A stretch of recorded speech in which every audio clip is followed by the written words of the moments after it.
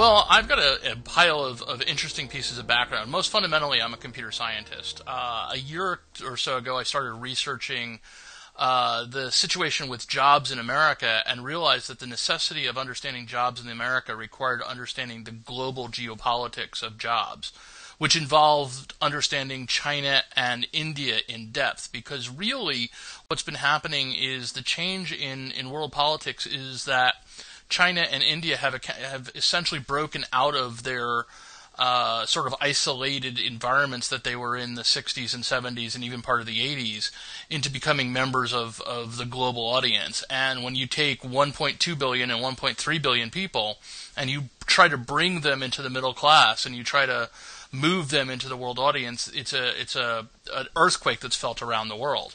And so that's where my understanding of China has come in, because I've started looking at that. Now, at the same time as that, we've started to see a lot of incursions into our cyber systems, understanding that they're coming from a variety of different places. We've seen tests, we've seen attacks, we've seen penetrations coming into these systems. And in my role as a cyber warfare advisor for a number of organizations, I've been tracking this particular piece of information and looking at how these penetrations are taking place and what's involved. And in many cases, we can trace them to China. In many cases, we can also trace them to many other countries as well.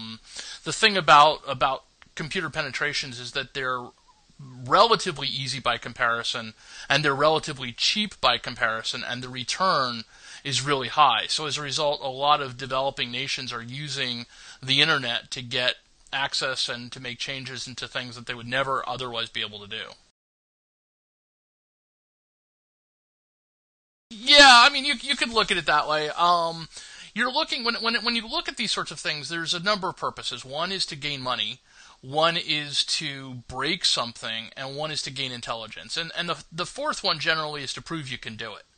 And initially, hacking started off with people who became experts with computer networks proving that they could do it. That's changed tremendously. Now, the bulk of computer hacking is for money. And then secondarily, we have political reasons and we have intelligence gathering reasons that fit into that pattern.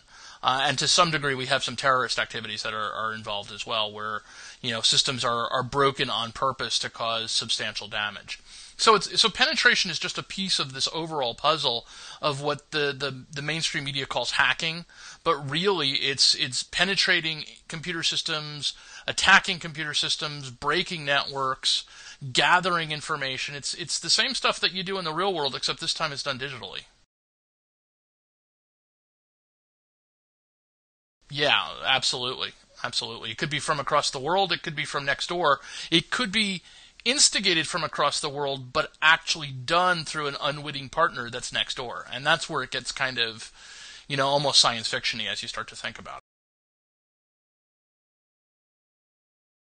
Yeah, I mean, you got to understand that McAfee in particular, and many of the other security companies are security companies. So they derive two pieces of benefit. I mean, they're working very hard to protect their customers, but they're also occasionally doing marketing, and part of their marketing is to tell people what they found and what they're doing and so forth. The key to this is that we have seen a tremendous amount of activity that seems traceable to China. And again, if you think about it, China has more honor students than we have students in America, for example. There is the possibility that this is coming from, and it's almost 100% likely that because of such a large population, that kind of activity is coming from China, especially when the return is so high. You can take, if they break into an account here in the United States and maybe siphon off just $1,000 for somebody who is relatively poor in that country, that can be a tremendous windfall. Now, so the issue is really, one of the questions that people have to ask is this a Chinese government-supported and instigated activity, or is this something done by Chinese citizens? I believe that there's a little of both, and I don't necessarily believe that the two are in concert, in the sense that we have seen indications of Chinese citizens doing hacking, of a variety of different kinds of hacking, and actually being clamped down on by the Chinese government, but also there's a pretty good indication, and most governments today are doing at least some degree of activity in cyberspace for defense and offensive capabilities, because this is becoming a new battle space.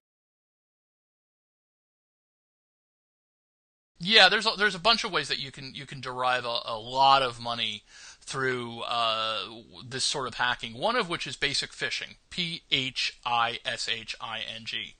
which is basically getting information from somebody remotely about things like their credit card information, their bank accounts, that sort of thing, and then logging into their bank accounts and taking their money or using their credit cards and so forth. That's kind of the direct use of these sorts of attacks. That's industrial espionage, and industrial espionage has existed since the times of the Greeks and the Romans, just in different forms. And if you can get, for example, if you can get the plans for something, then you don't have to build it yourself. If you're trying to do knockoffs, then getting the plans for the things you're trying to do knockoffs is much easier than having to reverse engineer it. So industrial espionage has existed as well, but it's also really a challenge in a negotiation. Let's say you want to buy a house, and I'm using an example that a normal consumer would understand, and you're willing to spend up to a certain amount, and the buyer is willing to come down to a certain amount. If you know how low the buyer is going to go, how low they're willing to go, you may never offer above that, and you may stop at that point because you know that they're going to come down to that point. So if you have insight into the negotiating strategy, into the plans and the needs of the people you're negotiating with, you have a huge leverage advantage over, for example, the people on the other end who might not know where you stand. And so that's another way that this sort of thing can be very powerful. For example, if a break-in occurs and gains access to corporate email messages and email dialogue back and forth between senior executives about their approaches for entering a new market, their strategy, their challenges, their problems, then a competitor can utilize that information, or a competitor, or even a friendly company that's doing business with them can utilize that to a substantial economic advantage to the party that has that information, and substantial economic disadvantage to the party that has had that information stolen. And let's be clear that this is a crime. It is stealing. It is an international issue in many cases, but it's still it is definitely an unethical and in most cases illegal activity. There's a couple of things to keep in mind. From a big picture point of view, this is a challenge for companies and governments, and for people who've been in this business for many, many years. It's actually really scary, because it is the ability to cause damage is at a level and an ease that we've never seen before. But from a consumer point of view, the place where you need to pay attention from that is understand that just because you're not paranoid doesn't mean people aren't out to get you.